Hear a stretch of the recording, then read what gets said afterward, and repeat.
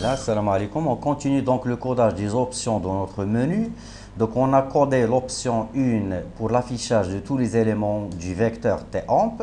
L'option 2 pour chercher un employé connu par son code.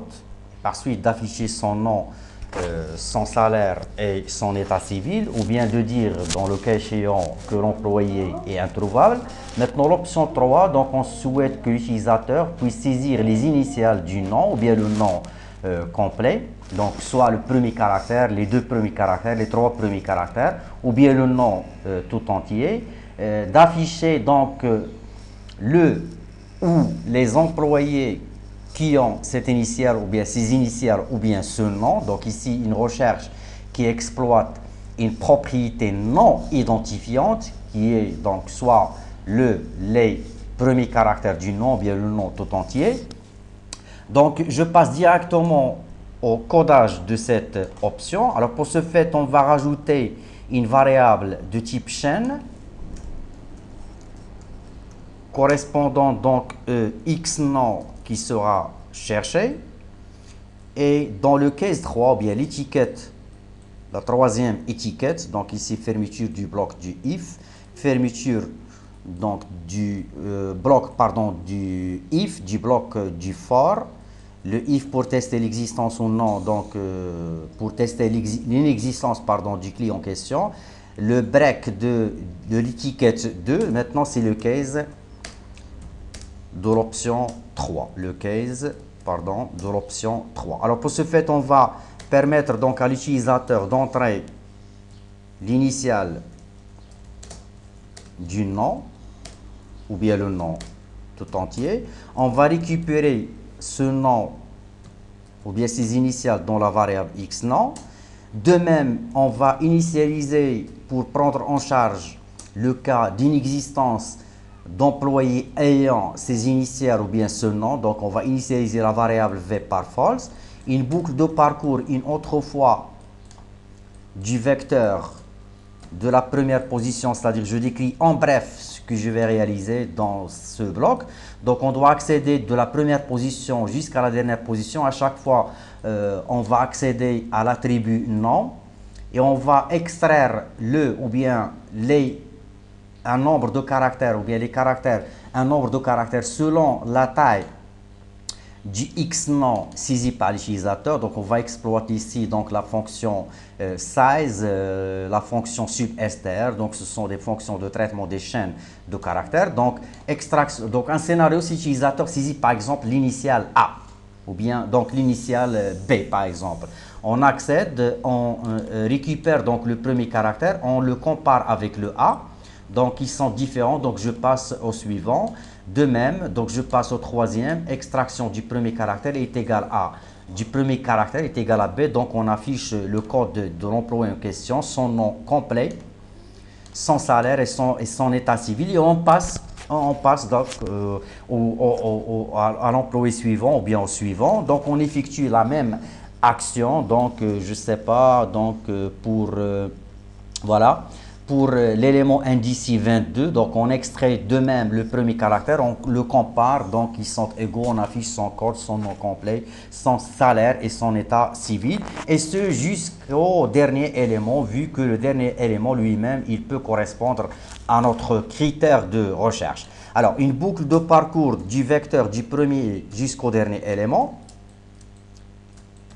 et à chaque itération, un test dans lequel on va comparer le Xcode saisi par l'utilisateur s'il est égal à un élément qui sera renvoyé à partir de notre tableau temp, à partir de son indice i, à partir de son nom. On va appliquer à la valeur du nom la fonction substr pour extraire donc à partir de la position 0 un nombre de caractères qui correspond au nombre de caractères saisis dans la variable xcode .size. Voilà, donc à partir de la première position, extraction d'un nombre de caractères qui correspond au nombre de caractères du x nom saisi par l'utilisateur. X nom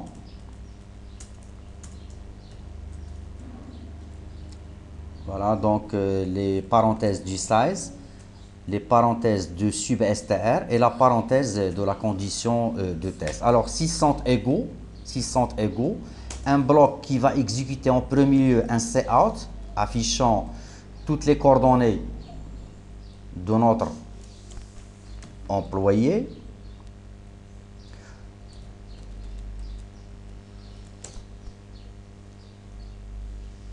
Voilà. Donc, à l'identique du cout de l'option 2. Un versement de la valeur de la variable logique V pour dire voilà, on a trouvé quelqu'un qui vérifie donc notre condition. Voilà, donc un break. Non, donc dans ce cas, on ne va pas utiliser le break vu qu'on exploite une propriété non identifiante, c'est-à-dire le premier ou bien les initiales ou bien le nom tout entier dans notre employé, c'est-à-dire on doit poursuivre donc la recherche. Je ferme le bloc du if, c'est-à-dire dans le cas où on trouve un élément vérifiant notre condition, on affiche ses coordonnées, on inverse donc la valeur du v vers true et on continue donc notre recherche. Donc j'ai fermé le bloc du if. On ferme le bloc du for et après la fin de la boucle for, donc un autre test identique sur le veille, c'est-à-dire si le veille sort après la fin de cette boucle avec false, on va dire que notre employé est introuvable. Un système pause pour arrêter momentanément l'exécution du programme jusqu'à ce que l'utilisateur visualise donc les résultats. Un break pour isoler l'étiquette 3 du reste ou bien du reste des autres et un étiquette. Donc je sauvegarde, je recompile. Donc voilà, donc erreur de conversion. Voilà, donc le test.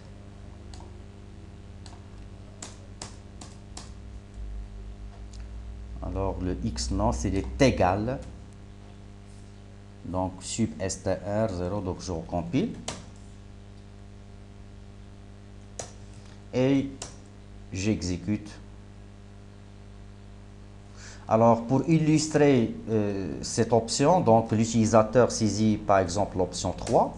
On demande les initiales du nom. Par exemple, on va essayer de chercher les employés dont le nom commence par le caractère A. Donc employé introuvable. Donc je vais réessayer une autre fois avec le caractère B. Alors pour illustrer donc le cas où on n'a pas donc de client dont le nom commence par A, donc je vais continuer avec l'option toujours 3. Je vais essayer de filtrer la recherche. Par exemple, chercher les employés dont le nom, ou bien dont le nom pardon, commence par BH. Donc on a deux. Dont le nom commence, donc je vais afficher tous les éléments. Alors, je crois que tous les éléments, leur nom ne commence pas par A, donc il faut être confiant donc, des résultats. Voilà. Donc, l'option 3, on essaie de chercher les employés dont les noms commencent par le T. Donc, je filtre la recherche vers TM.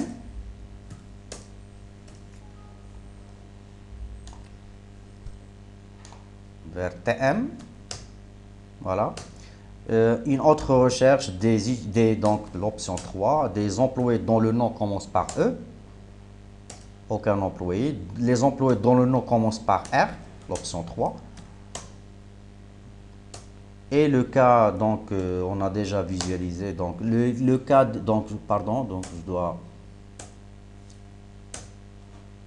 j'ai commis une erreur de saisie, donc, de l'option.